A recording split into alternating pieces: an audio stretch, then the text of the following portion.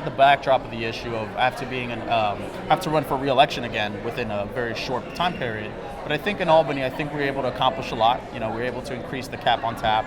We're continuing to push forward on the issue of DREAM Act, and regardless of what happened on Tuesday, I think minimum wage is still on the forefront because a lot of Americans across this country, a lot of states voted to raise the minimum wage. So, for me, we're looking forward to continuing. For me, I'm looking forward to continuing that work, and I'm looking forward to continue to learn and being more impactful in the assembly and growing in my leadership role there.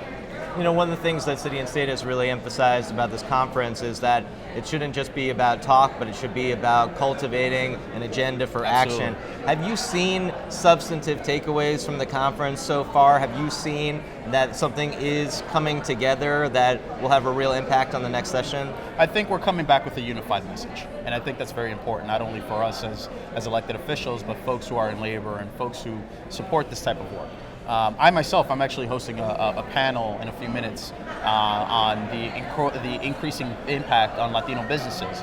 I sit on the Committee on Small Businesses in the Assembly, and I just see it's not the big box stores, it's not the large corporations that employ the constituents that I represent, but it's the small mom and pop shops, it's the hardware stores, it's the bodegas, it's the livery cab services.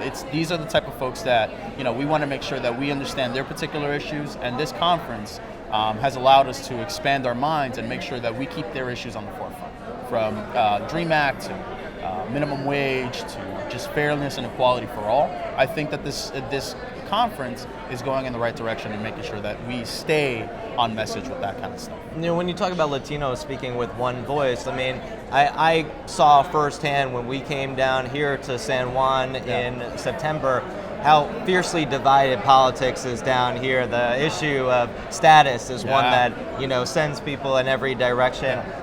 You are Dominican Republic politics is very, very fractured as well.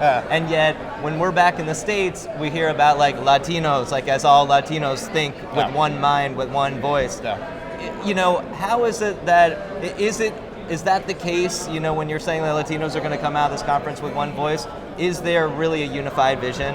I think so. I think we're discussing earlier that regardless of what island you're from, what your Latino heritage is, we all care about the same issues. It's about jobs, about economic development. It's about sending your kids to a good school and being able to afford that, keeping a roof over your head and putting food on the table. We all have our homeland politics. I myself, my father was an operative for the Conservative Party in the Dominican Republic and still is very active and very conservative and very Republican. But still, there's a lot of unifying issues across the board regardless of where you come from. And I think that for us, we will continue to make sure that we push that message forward when we're in the States and we're back home. But we still hold on to that mother island politics, and we should, because it's part of our heritage, it's part of our narrative, and it's part of our story, and it's important for us to never forget that. And that's interesting that you're talking about your dad's politics, because when we were talking with Assemblyman Pete Lopez, he was often kind of expressing the fact that there are so many conservative Latinos, but when we hear about Latino voters in New York City, it's almost this assumption that they're progressives, when that is by far not the case, right? In fact, if anything, maybe a lot of Latino voters lean conservative, like your father. Yeah, and you're absolutely right. I think I have these discussions all the time. My father is very sort of Fox News watching, conservative, of that sort of cloth. But there's certain things that there is a reason for it, and there's enough there where we shouldn't be, regardless of party. Our community should not be taken for granted, either Democrat or Republican. And we need to make sure that, for me as a Democrat, I want to make sure that the Latino community and our issues are included. But we are diverse enough that we can expand the tent and make sure that we welcome folks in, like my father, because he can be a fiscal conservative, but he might be more liberal and more progressive on other issues. And I feel the same way, and I'm sort of in the same ilk because we've had these conversations a lot in the past.